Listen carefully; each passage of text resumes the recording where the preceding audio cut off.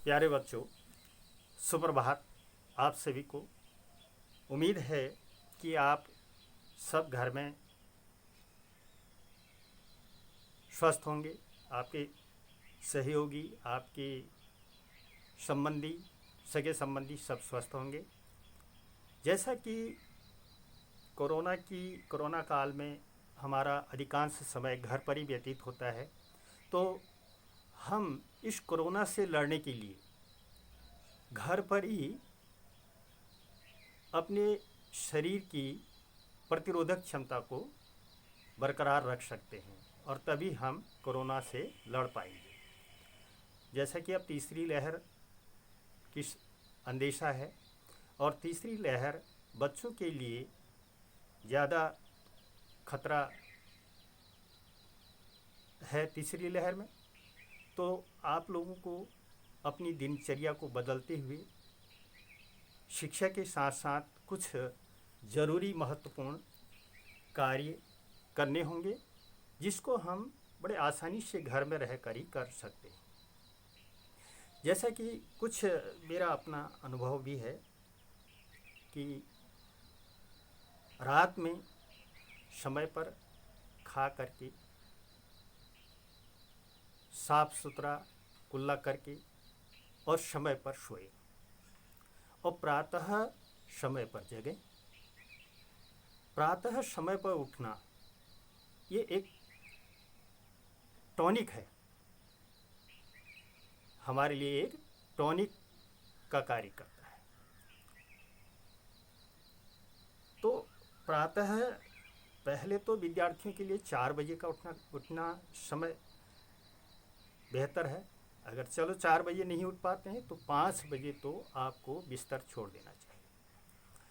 अब उसके पश्चात जो आपकी दैनिक क्रियाकलाप होते हैं, सर्वप्रथम आप इस कोरोना से बचने के लिए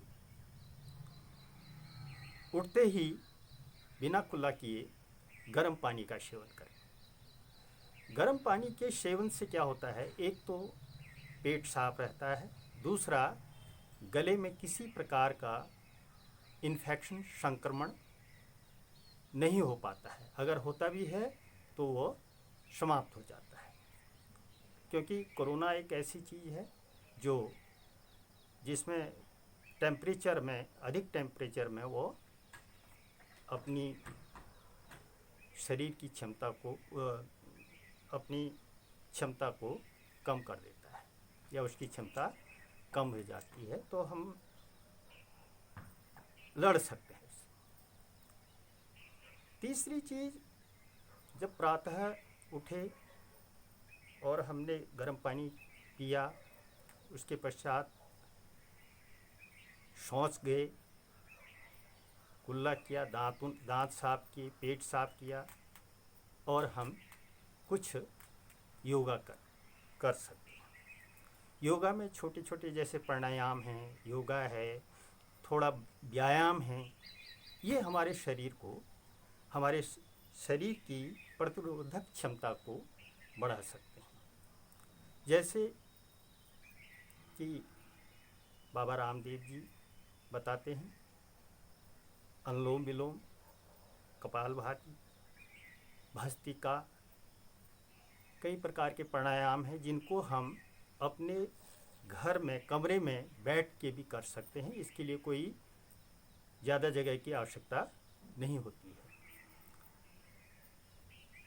और छोटे छोटे व्यायाम जैसे उठक बैठक है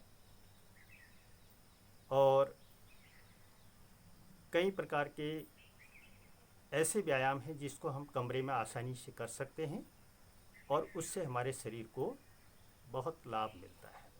कई छोटे छोटे रोग, जैसे कि कोरोना होने से पहले हमारी जो शरीर की प्रतिरोधक क्षमता तब बढ़ेगी जब हम छोटे छोटे रोगों से लड़ पाएंगे।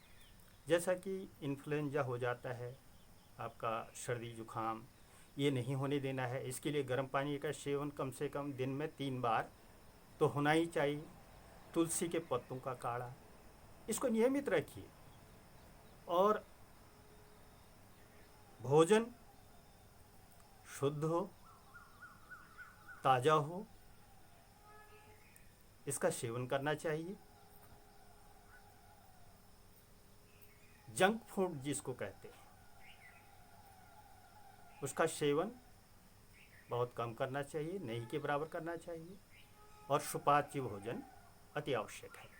जब हमारा भोजन पचेगा तो ही हमारे शरीर को हमारे शरीर की क्षमता बढ़ेगी, शक्ति बढ़ेगी। फिर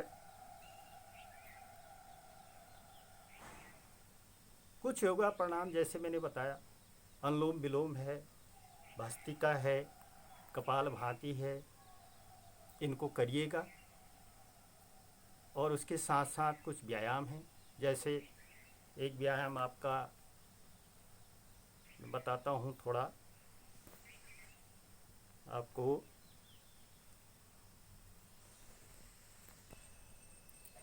और ये व्यायाम करने के पश्चात फिर आप ध्यान अवस्था में ध्यान करेंगे। अब ध्यान में भी शुद्ध विचारों का आवागमन होने चाहिए हमारे मस्तिष्क मन मस्तिष्क में। यदि अशुद्ध विचार आएंगे तो भी हम मानसिक रूप से अस्वस्थ रहेंगे। इसलिए शुद्ध विचारों का हमारे मन मस्तिष्क में प्रवेश होना अति आवश्यक है। ये सामान्य रोगों से भी लड़ने के लिए और बड़े बड़े रोगों से भी लड़ने के लिए अति आवश्यक है इन चीज़ों को करना।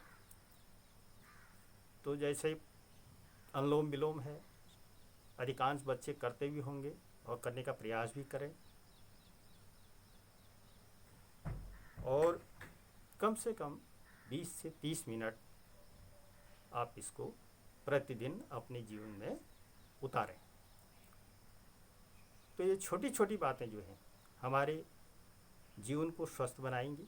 और हमारा शरीर स्वस्थ रहेगा तो मन भी स्वस्थ रहेगा, मस्तिष्क भी स्वस्थ रहेगा और हम अच्छी शिक्षा प्राप्त कर सकते हैं।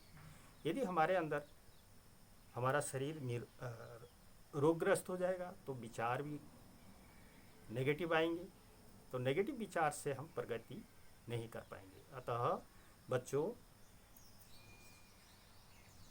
मैं उम्मीद करता हूँ कि इन बातों को ध्यान में रखते हुए अपने दैनिक जीवन में प्रतिदिन इन क्रियाकलापों को करने का प्रयास करेंगे। और अगली वीडियो में मैं थोड़ा व्यायाम प्राणायाम करते हुए आपको डालूँगा। तब तक के लिए धन्यवाद। फिर से सुप्रभात, आपका दिन शुभ हो।